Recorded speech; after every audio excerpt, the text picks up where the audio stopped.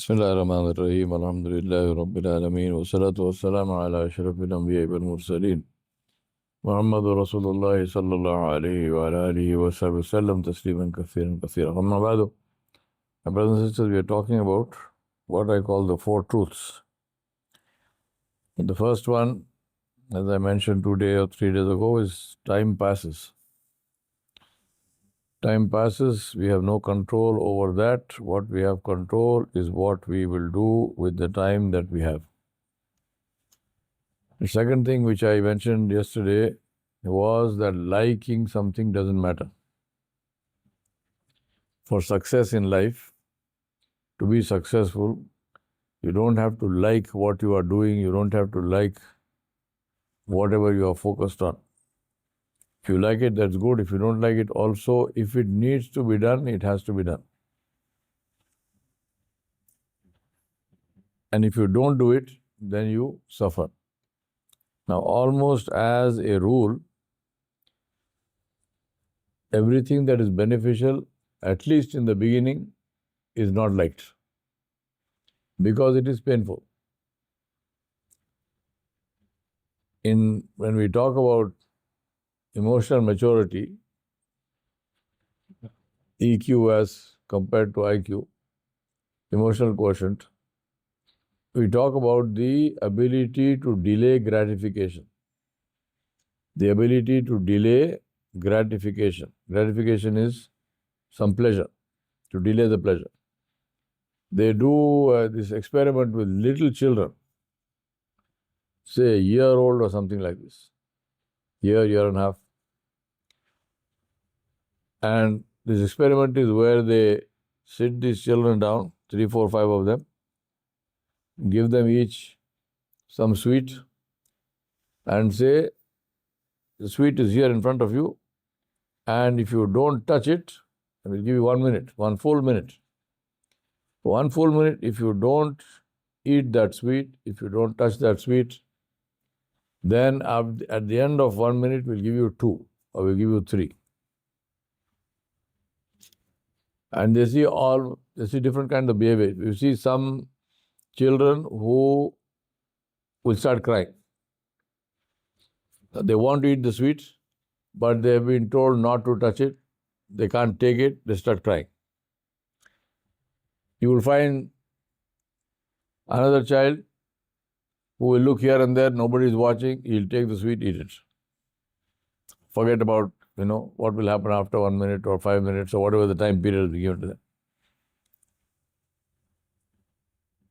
But you find some other interesting thing, which is, they saw in one experiment, one child picked up the sweet, licked it and put it back. He didn't eat it. He licked it and put it back. So now what he's doing is, he's getting some gratification, little bit, just the sweetness of it. He put it back. So nobody can say he ate it. He didn't eat it, he just licked it and put it back. And then you have somebody who doesn't eat it at all, leaves it there at the end of the day. Now, point being that the ability to delay gratification is probably one of the most important, I won't say the single most important, but definitely one of the most important determinants of long-term success. Because long-term success comes out of building things. And building by definition takes time.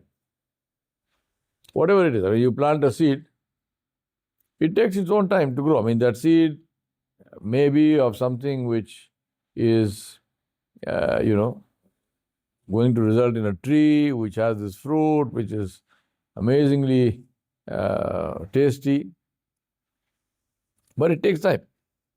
You can't hurry it. It has its own organic way of growth. Similarly, animals. If you are breeding horses or whatever animals you're breeding, it takes generations of cycles. You breed one and then you check the best breed and you breed to that and so on and so on. It takes generations before you get an animal which you are happy with. Same thing in our lives. If you're talking about success, whether it is academic success How many years does it take? School plus college plus so on, so on. And finally, if you're going into academia, you say by the time you get a PhD, how many years is that total? Similarly, business success. Right? It takes years of building. So everything which is worth having takes time. Number one. Number two, it also takes consistent effort. It's not just time alone. It's not as if we just plant a seed and forget about it. One day it will grow into a tree. It will not, it will die. It will die. You have to plant the seed and then you have to take care of that thing. You have to water it, and when it grows up, you have to take care of it, make sure it is not attacked by pests and diseases, make sure no animal eats it, fence it, this and that and the other. So it's a long time plus consistent effort. Consistent, intelligent effort. Now, the ability to do that. Same thing with relationships. If you're building relationships, you're building a network, again, same thing. It takes time, takes consistent effort. And the thing about all this effort and so on is, as I mentioned, delaying gratification. You will not see results. That is what makes that effort so important, and that's what makes it difficult. Because you will not see any results. Right? That seed which is growing under the earth. You have no idea. For some time, until the plumule comes out of the soil, you don't even know whether the seed is alive or not. But you can't dig it out to check. So you're working purely on faith. Yes, I planted it. Inshallah, it will come out of the earth. So also in life. So also with people. So also with, whether it's businesses or whatever you're doing. It takes consistent effort and it takes faith. Three things: time, consistent effort, and faith. And the faith is required to keep going in the face of not seeing any result. Take the life of Rasulullah, the best example for all mankind as Allah subhanahu wa ta'ala gave us. See, today when we teach the Sirah, we talk about 13 years of Makkah, 10 years of Medina. These are numbers for us today because post-event, right? It's all over. Now we can sit and count the number of years. When Rasulullah was in Makkah, try to put yourself in his position. When he was in Makkah, every day there is persecution. Every single day. There is not a day passes when there is not some persecution from the Quraysh, either to him directly or to one of his beloved companions, every single day. And there is no sign of help from Allah subhanahu wa ta'ala. Nothing. No angels are descending. They are boycotted in the Wadi, in that ravine. The whole of the Banu, the people of Abu Talib, right? Banu Abdul Muttalib, Banu Hashim. So they are all boycotted there. Allah's help didn't come. Our mother Khadija al-Kubra radiallahu anha died. Abu Talib himself died. People have written that they could hear the crying of children in Makkah from that valley, crying out of hunger. There was no food.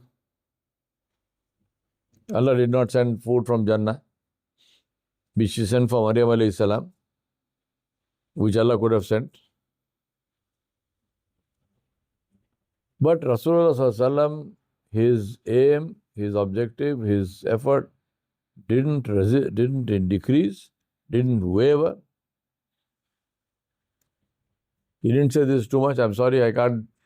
I cannot put everyone to talk. All these people are suffering because of me. Sorry,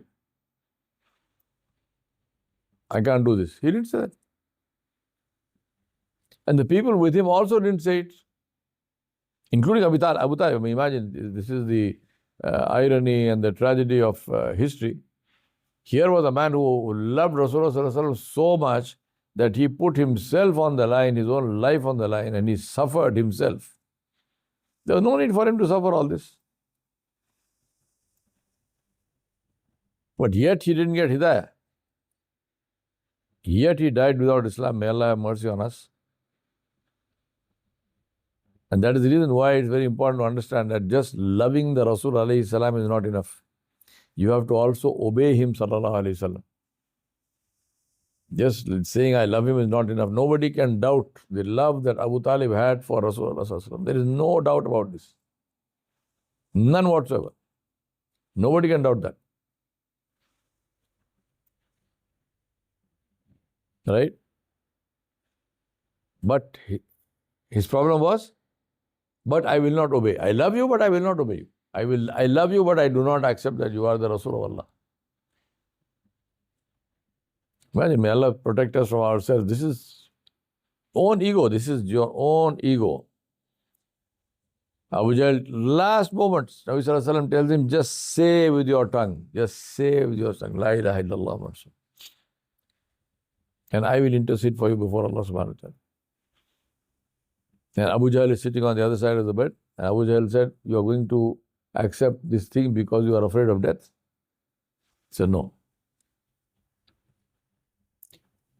I am not afraid of death. I am dying on the religion of my forefathers. Inna lillahi wa inna ilayhi raji'un. Yeah? So we learn from the seerah the importance of dedication to the cause enough to take the pain that is required for the fulfillment of the cause. So as I was saying, the 13 years in Makkah, they didn't know it was going to be 13 years. They were not waiting for a date. Okay, now it is 20th of October. Tomorrow we go to Medina. They didn't know that. They were not waiting for a date. They had no idea, Nabi Sallallahu Alaihi Wasallam had no idea, other people with him had no idea how long they are supposed to be in Makkah or what they should do. Then they go to Medina. And going to Medina, it's not like, okay, I'm getting a ticket now, I'm going to America or something for a holiday, I'm coming back. This is leaving their motherland forever. We talk about it as hijrah, migration, this, that. This was banishment from your motherland, and they left Makkah as refugees. They didn't go as tourists. They didn't go as travelers. They didn't go because they wanted to go. Not one of them left Makkah because they wanted to leave Makkah. They left because they had no choice. They left because they had no choice. And they left for the preservation of the deen. They didn't leave because they are afraid of dying. Maut se dar ke bhage nahi. To preserve the deen. Because deen is not possible to be preserved here. It got to a point. So let's go to preserve the deen. So they left as refugees. They arrived in Medina with nothing. What did they have? Nothing. Apart from the clothes on their body, they had nothing. All for the sake of the deen. And then, as soon as they landed in Medina, what happened? Everything was, beautiful. No. They had a lot of opposition in Medina also. The Munafiqeen are a Medina phenomena. There were no Munafiqeen in Makkah. Munafiqeen came in Medina. The hypocrites came in Medina. And they caused Nabi Sallallahu Alaihi Wasallam as much, if not more, pain and more trouble than the Quraysh. The opposition of the Quraysh was in the face. But this was behind the back. What must Nabi Sallallahu Alaihi Wasallam, what must he have felt? For example, think about this. He's going out for Uhud. he's got X number of people with him. As they leave Medina and they are on their way, 300 of them, or roughly that much, the head of the Munafiqeen turns around, he says, I'm not going with you, leaves them. Almost 1/3 of the army abandons them. What must Nabi Sallallahu Alaihi Wasallam have been thinking? Abdullah bin Salul.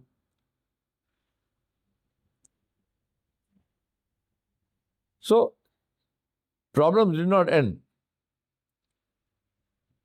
The three major battles, Badr, Uhud, and Khandaq, were all three fought in Medina.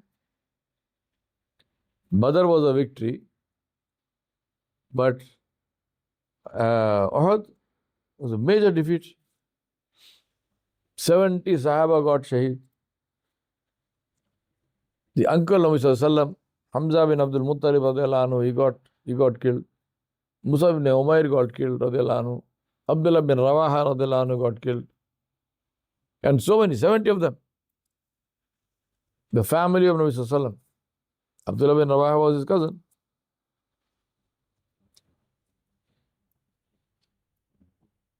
Loss after loss after loss.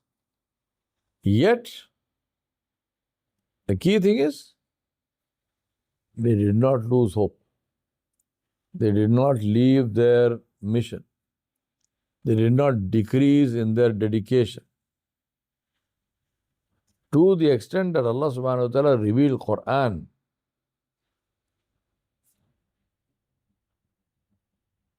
And Allah subhanahu wa ta'ala said that the Muslims, and this ayat was revealed in Surah Al-Ahzab at the time of the Battle of Khandaq.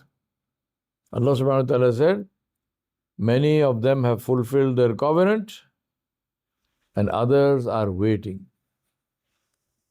But their resolve has not changed in the least. فَمَا يُبَدِّلُ تَبْدِيلًا. They have not changed. Allah Ta'ala revealed Quran about this.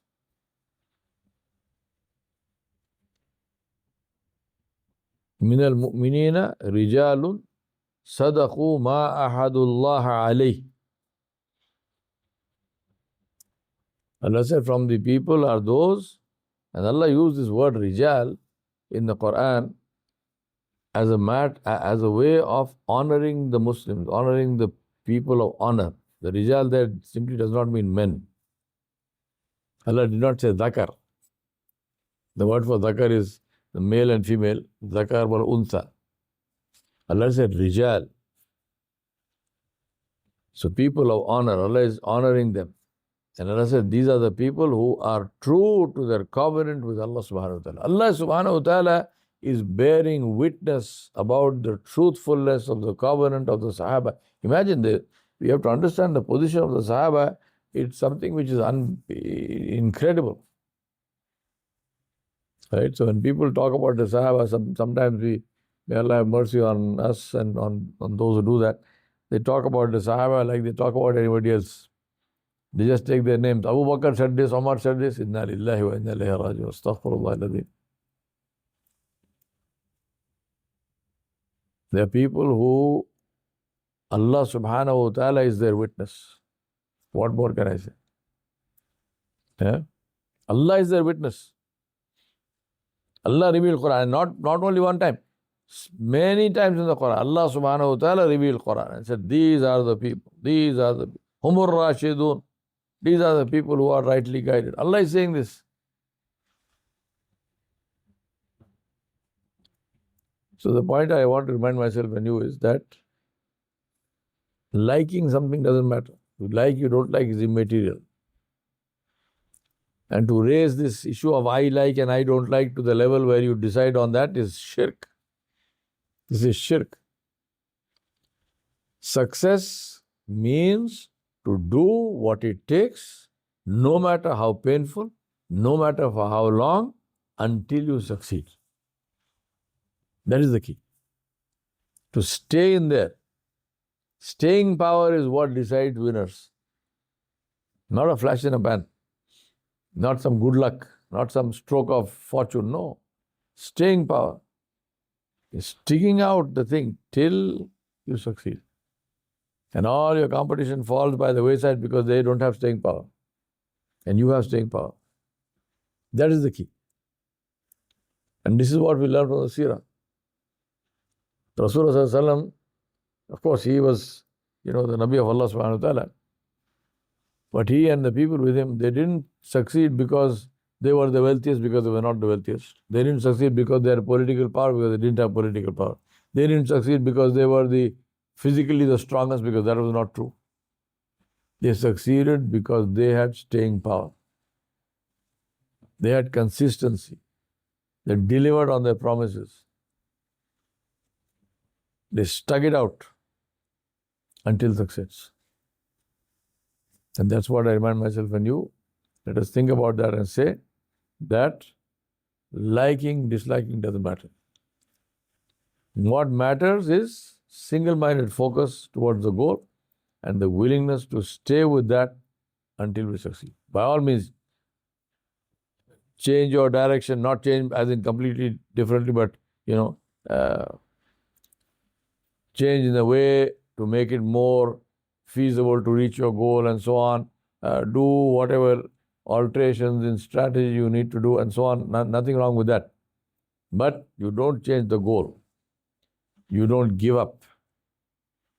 And you continue until you succeed. And that is the secret. You will succeed.